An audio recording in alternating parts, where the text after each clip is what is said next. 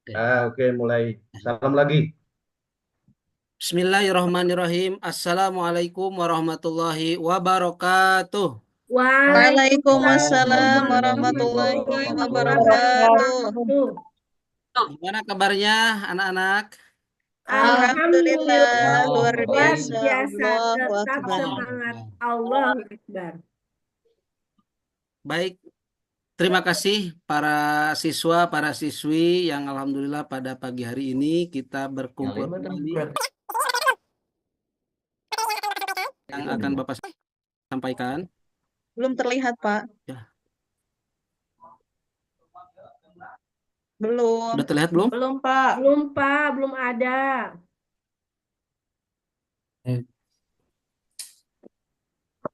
Agak bisa kelihatan ya. Di-share dulu, Pak. Di-share, Pak, itu. Oh iya. Yang hijau itu, pencet. Nah, Nah, ada, Pak. Oke. Baik, gimana kabarnya para siswa para siswi? Alhamdulillah, Alhamdulillah, Pak. Alhamdulillah Sehat. sehat Bapak. Alhamdulillah pada kesempatan hari ini kita berkumpul lagi dan bertemu lagi dengan Bapak di materi Al-Quran dan As-Sunnah sebagai pedoman hidup. Untuk itu Bapak di sini akan mengabsen terlebih dahulu sebelum kita mulai pelaksanaan ke materi yang akan disampaikan oleh Bapak. Oke, Bapak akan absen. Fitri Kuntari ada. Hadir. Oke, Bapak Handar ada. Assalamualaikum hadir Pak. Hani ada. Hadir Bapak, selalu hadir. Ida ada. Hadir, hadir, hadir. Oke, alhamdulillah ya para siswa, para siswi pada kesempatan hari ini sudah bisa hadir. Semuanya diberikan kesehatan oleh Allah Subhanahu wa taala bertemu dengan Bapak di kelas 7 dalam materi pembelajaran Al-Qur'an dan As-Sunnah sebagai pedoman hidup. Baik, para siswi yang berbahagia, pada kesempatan hari ini Bapak di sini akan menunjukkan tujuan pembelajaran yang akan kita belajari pada pagi hari ini. Yang pertama, di sini ada dua tujuan pembelajaran. Yang pertama, peserta didik dapat membaca Al-Quran surat An-Nisa ayat ke-56, ayat 59, maaf, dan surat An-Nahl ayat 64 sesuai kaidah ilmu tajwid. Itu tujuan pembelajaran yang pertama. Dan yang kedua, ada tujuan pembelajaran peserta didik dapat menghafal dan membaca surat An-Nisa ayat ke-59 dan surat An-Nahl ayat ke-64 sesuai kaidah ilmu tajwid. Para siswa, para siswi, ada yang sudah tahu belum surat An-Nisa ayat ke-59? Belum Bapak. Oke, Belum, Pak. baik.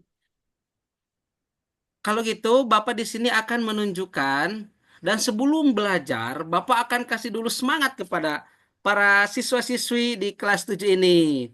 Dan di sini Bapak sudah membuat motivasi belajar. Yang pertama, janganlah pernah mudah putus asa dalam menggapai seluruh cita-cita kalian.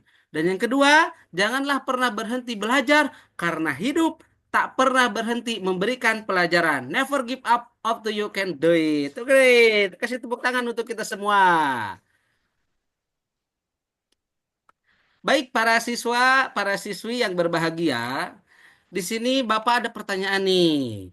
Bapak akan merangsang dulu para siswa, para siswi terhadap semangat kita belajar pada pagi hari ini.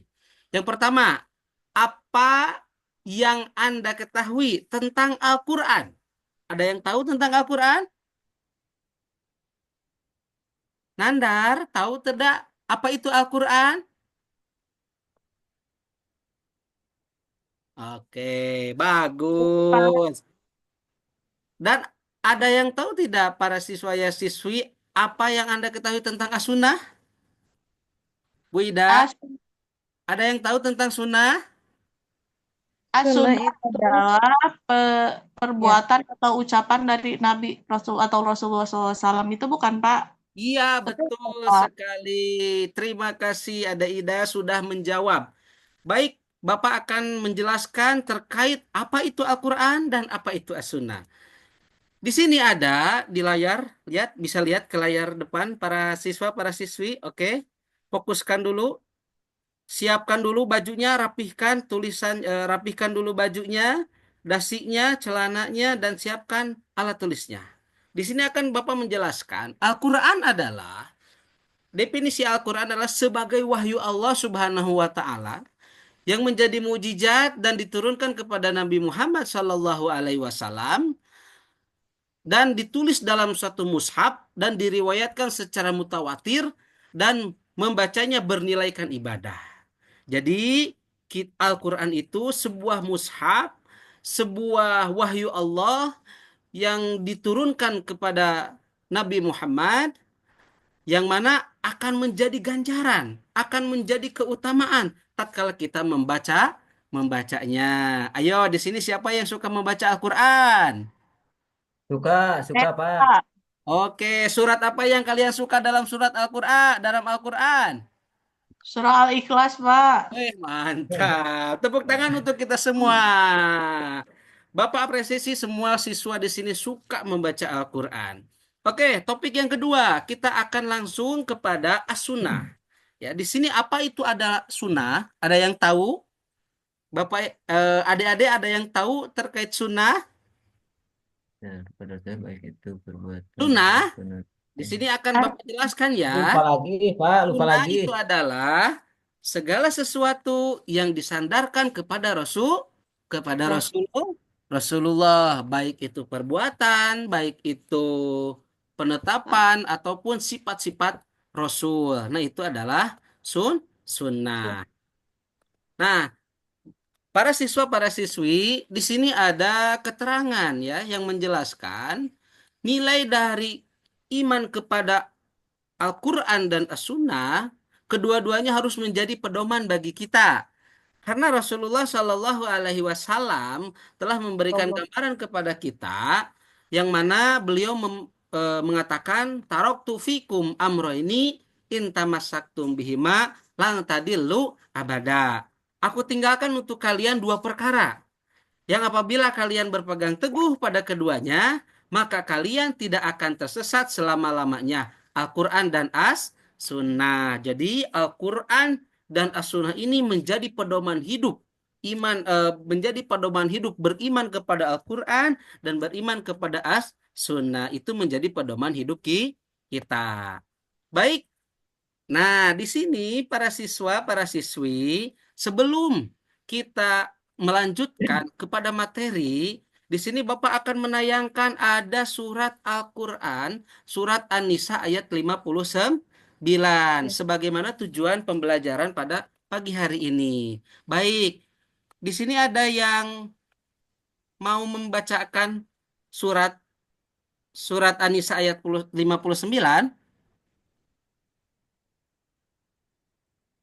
Atau Bapak pandu dulu ya. Bapak pandu dulu ya membacakan surat An-Nisa ayat 59. Baik, bisa diikuti oleh semuanya bisa? Bisa, Pak. Kita lanjut ya. A'udzu billahi minasyaitonir rajim. Bismillahirrahmanirrahim.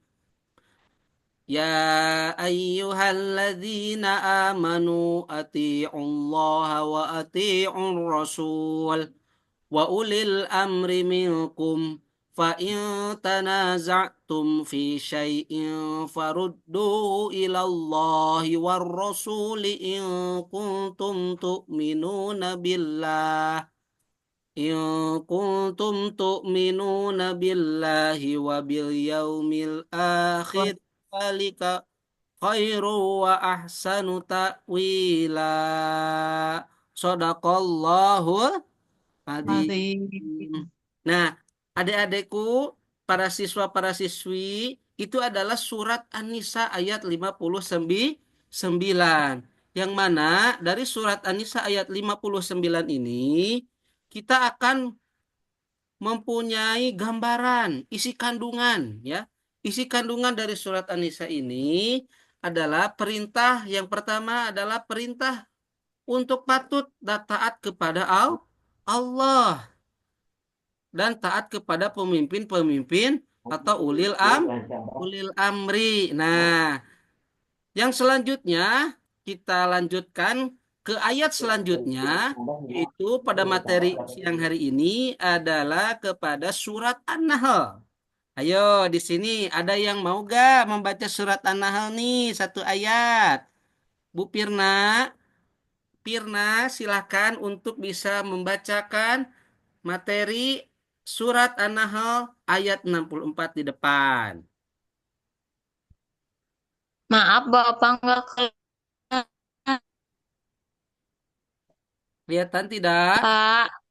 Hmm. Oh, iya. Ya, ya, sudah. A'udzu billahi minasyaitonir rajim. Bismillahirrahmanirrahim. Wa ma anzalna 'alaikal kitaba illa litabayyana lahumul ladzi ikhtalafu fihi. Litubayyana lahumul ladzi ikhtalafu fihi wa huwa rahmatan liqaumin yu'minun. Shadaqallahul azim. Oke, terima kasih sudah bisa membacakan surat An-Nahl ayat 64. Wah, pintar-pintar sekali ya siswa-siswi Bapak sudah bisa melafadzkan dengan fasih, melafadzkan Al-Quran materi surat An-Nahl ayat 64. Baik, para siswa, para siswi, di sini ada isi kandungan dari surat An-Nahl ya. Isi kandungan dari surat An-Nahl di sini bahwasannya Nabi Muhammad Shallallahu Alaihi Wasallam diperintahkan olehnya untuk menjelaskan apa yang diperselisihkan dalam perkara agama. Jadi Kanjeng Nabi diutus oleh Allah kepada kita ke alam dunia menjadi seorang untuk menjelaskan ya, itu bayina ya, untuk menjelaskan perselisihan-perselisihan di dalam hal agama. Yang kedua, isi kandungannya itu adalah Al-Quran menjadi tuntutan menuju jalan yang benar, juga menjadi rahmat atau kebaikan bagi kita semua. Oke, kita lanjut materi yang kedua, yaitu as-sunnah. Nah, tadi sudah dibacakan dan sudah dilafadzkan apa itu as-sunnah ya. As-sunnah itu adalah perbuatan Nabi Shallallahu Alaihi Wasallam, baik perkataan ataupun perbuatan yang berbentuk tabiat, takriri, budi pekerti atau jalan hidupnya. Nah, di sini ada dua, ada yang dikatakan sunnah, ada yang dikatakan hadis. Itu pun menurut para ulama, ada yang mengatakan sunnah dan hadis itu adalah sama-sama saja untuk pengertiannya. Nah, baik para siswa, para siswi, di sini ada bentuk-bentuk hadis nih. Ada yang disebut, yang pertama ada hadis qauli, yaitu hadis yang berisi tentang segala perkataan Nabi Muhammad Shallallahu Alaihi Wasallam berupa tuntutan, petunjuk, syara, Tuntunan. peristiwa. Dan selanjutnya ada hadis fi'li, yaitu hadis yang berisi tentang segala rupa perbuatan Rasulullah Shallallahu Alaihi Wasallam yang pada saat itu menjadi panutan para sahabat. Dan yang ketiga, di sini ada hadis takriri, yaitu hadis yang berupa ketetapan Nabi Muhammad Shallallahu Alaihi Wasallam. Jadi ketetapan Nabi itu adalah disebut dengan hadis takriri. Oke, di sini juga para siswa, di sini Bapak akan menjabarkan terkait kualitas hadis. Kualitas hadis ada yang disebut dengan hadis soheh dan ada yang disebut juga hadis hasan. Ada yang tahu hadis soheh itu apa? Hadis sohih itu Had- apa? Oke, Bapak bantu ya. Hadis sohih itu adalah Menurut bahasa, yang sehat, yang selamat, yang benar, yang sah, dan yang sempurna. Berarti hadis sahih itu adalah hadis yang sah, hadis yang sehat, atau hadis yang selamat. Ulama berpendapat bahwa hadis sahih adalah hadis yang disandarkan kepada Nabi Muhammad Shallallahu Alaihi Wasallam, hadis yang murni, gitu ya. Yang kedua ada hadis hasan. Hadis hasan ini yaitu hadis yang mirip dengan sahih, yaitu hadis yang diriwayatkan oleh Nabi, perawinya adil ya, namun kurang kuat hafalannya, letak perbedaannya hanya pada tingkat hafalan dan periwayatnya. Dan yang ketiga ada kualitas hadis itu adalah hadis yang doif ya. Hadis yang doif ini hadis yang lemah, orang lemah. Oh ya, jika kayak seorang kayak kita lagi sakit ya. Kalau lagi sakit kan kita suka banyak yang kerasa. Jadi fisik kita lemah. Nah, hadis dhaif ini lir ibarat orang yang lagi sakit, tidak kuat. Sedangkan pengertian secara istilah hadis yang tidak memiliki satu syarat atau lebih dari syarat-syarat hadis sahih dan hadis hasan. Oke, para siswa, para siswi yang berbahagia, di sini dari cara kita bagaimana mengamalkan Al-Quran dan hadis ya. Dari tadi yang Bapak sudah sampaikan, dari kita dari sunnahnya seperti apa, implementasi dari kita mengamalkan Al-Qurannya seperti apa. Nah, di sini kita akan mengamalkan bagaimana cara mengamalkan materi Al-Quran dan hadis ini. Yang pertama, kita membaca dan memahami kandungan Al-Quran. Nah, itu bentuk adalah mengimplementasikan Al-Quran ya. Kita sering membaca Al-Quran, sering bisa ya, Pak, malam Jumat kita sering membaca Al-Quran, sering tidak? Sering, Sering, Pak. Pak. Haji Yasin, Pak. Ngaji Yasin ya, Nandar ya suka ngaji Yasin ke di masjid? Setiap malam Jumat itu mengaji Setiap malam Yasin. Jumat, oke. Itu adalah sebuah kebiasaan yang baik untuk mengamalkan Al-Quran itu yaitu dengan membaca Al-Quran. Yang kedua, atau mempraktikkan sunnah Rasul dalam Waktunya Pak kehidupan habis. sehari. Baik para siswa, para siswi, dari materi yang kedua, di sini Bapak akan menjabarkan terkait apa yang dimaksud atau hukum bacaan. Hukum bacaan Waktunya, yang Pak. ada Waktunya 3 menit lagi. Bisa hukum di bacaan memori. yang ada di Al-Quran surat An-Nisa. Di sini ada hukum bacaan alif lam ya. Alif lam itu terbagi dua. Ada alif lam syamsiah, hukum bacaan alif lam koma riyah. Nah, di sini ada hukum bacaan alif lam syamsiah.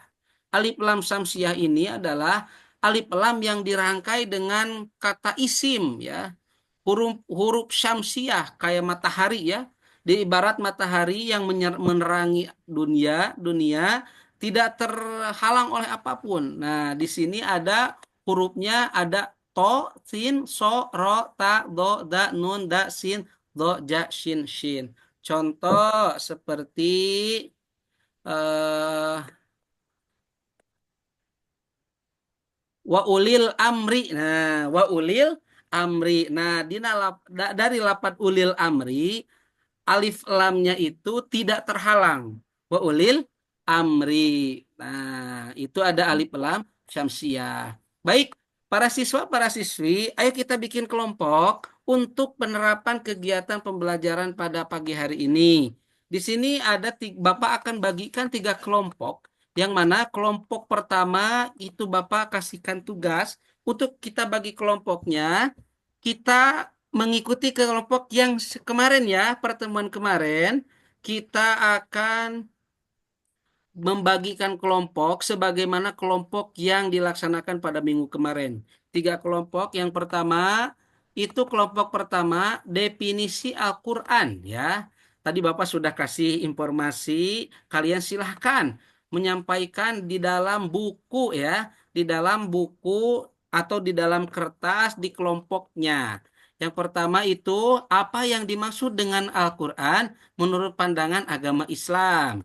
Dan untuk yang kelompok 2, silahkan Di sini Bapak akan berikan pengelompokan tugas di yang kedua, mendefinisikan hadis Nabi. Apa yang dimaksud dengan hadis Nabi dan mengapa hadis menjadi sumber ajaran bagi agama Islam. Untuk kelompok yang ketiga, baik para adik-adikku, para siswa, para siswi, jelaskan bagaimana perbedaan alif lam syamsiah dan alif lam qamariyah. Oke, silahkan adik-adik, para siswa, para siswi mengerjakan materi yang Bapak sampaikan dan Bapak bagikan kepada 3 kelompok. Oke, baik. Terima kasih para adik-adikku, siswaku yang sudah mengumpulkan tugasnya. Silakan untuk mempresentasikan dari kelompok yang sudah didiskusikan 3 nanti. Oke.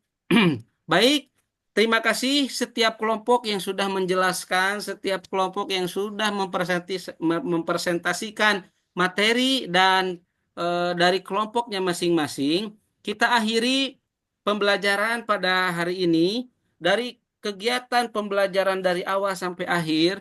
Kesimpulan pada materi pertemuan hari ini ada berikut pelaku semangat ya. Kita harus mengimplementasikan, kita harus melaksanakan, kita harus semangat untuk meneladani Al-Quran dan hadis. Yang pertama bagaimana? Pertama setiap orang beriman. Nah ini berbicara tentang keimanan. Kesimpulannya adalah setiap orang yang beriman harus taat kepada Allah dan Rasul-Nya. Sebagaimana orang beriman, kita juga harus mentaati pemimpin. Pemimpin baik pemimpin dalam pemerintahan, baik pemimpin atau maupun para ulama. Yang ketiga, dalam menteladani iman kepada Allah, kita harus apabila terjadi perdebatan dalam sebuah masalah agama, agar kita dikembalikan kepada Al-Quran dan As-Sunnah. Kesimpulan yang ketiga, para adik-adikku, siswa-siswaku membaca Al-Quran dengan baik. Kita harus memahami terjemah dengan membaca buku tafsirnya dengan baik. Yang ketiga, yang keempat, untuk membaca buku-buku yang berkenaan dengan hadis, kita harus menelaah, mematuhi atau mempelajari hadis-hadis yang berkenaan dengan sumber-sumber hadis yang konkret. Sebagaimana tadi sudah Bapak jabarkan kualitas hadis dan seterusnya. Yang terakhir, kesimpulannya itu berkonsultasilah dengan guru kalian terkait bacaan atau kandungan-kandungan atau kandungan Al-Quran dan hadis yang ada di materi pada kegiatan siang hari ini. Baik, itu materi yang bisa Bapak sampaikan. Semoga para siswa, para siswi bisa bertemu dengan Bapak di pertemuan yang akan datang. Masih semangat? Oke. Semangat. Kita tutup ya pembelajaran Semangat, pada Kak. siang hari ini dengan bacaan Kifaratul Majlis bersama-sama. Subhanakallahumma wa bihamdika asyhadu an la ilaha illa anta asyhadu la syarikalah wa atubu ilaihi billahi fisabilil haq. Wassalamualaikum warahmatullahi wabarakatuh. Waalaikumsalam Waalaikumsalam warahmatullahi warahmatullahi wabarakatuh. wabarakatuh. Baik, terima kasih pada Pak Hadi sudah menyampaikan bertijengnya. Ya, Terakhir ini untuk Pak Hilmi Aziz, alhamdulillah sudah sehat. Mudah-mudahan nanti lancar dalam melaksanakan bertijeng ya. Pak Hadi share screen-nya bisa ditutup ya.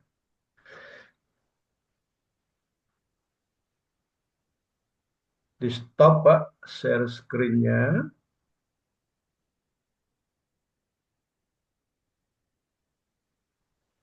Disorot share itu nanti ada stop share di stop.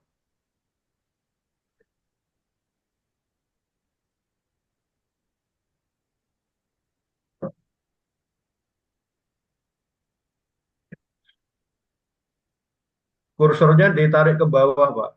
Kursornya ditarik ke bawah. Nanti ada share itu diklik, nanti kan ketemu stop. Nah, nanti diklik lagi, nanti hilang ini. fotonya ini, gambarnya.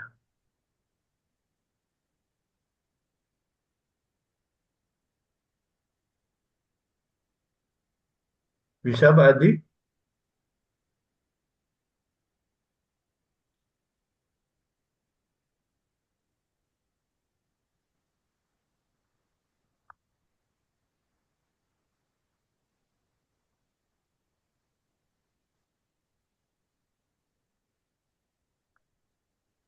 Halo Pak Adi? Sudah hilang belum, Pak? Belum. Masih Itu ada. yang kursornya ditarik ke bawah, ada yang hijau tuh Pak. Ya, udah. Itu share-nya diklik, nanti ada stop share. Nah, di stop, diklik lagi. Oh, share stop, share stop. Stop share.